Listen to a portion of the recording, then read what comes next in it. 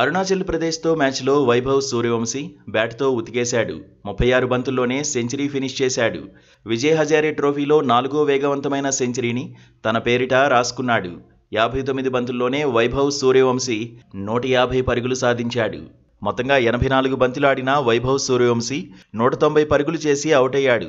14 సంవత్సరాల 272 రోజుల వయసులోనే శతకంతో రేర్ రికార్డును సొంతం చేసుకున్నాడు.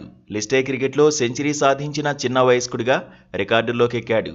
లిస్టే క్రికెట్లో వేగంగా 150 పరుగులు చేసిన ఆటగాడిగాను రికార్డు సాధించాడు. South Africa batter AB de Villiers పేరిట ఉన్న రికార్డును అధిగమించాడు. 2015లో ఏబీ డివిలియర్స్ 64 బంతుల్లోనే 150 పరుగులు పూర్తి చేశాడు. ఇప్పుడు ఆ రికార్డును వైభవ్ సూర్యవంశీ బద్దలు కొట్టేశాడు. సకీబుల్ ఘనీ, వైభవ్ సూర్యవంశీ, ఆయుష్ ఆనంద్ మెరుపులతో అరుణాచల్ ప్రదేశ్పై బీహార్ ఏకంగా 574 పరుగులు చేసింది. విజయ్ హజారే ట్రోఫీ చరిత్రలో ఇదే అత్యధిక స్కోరు.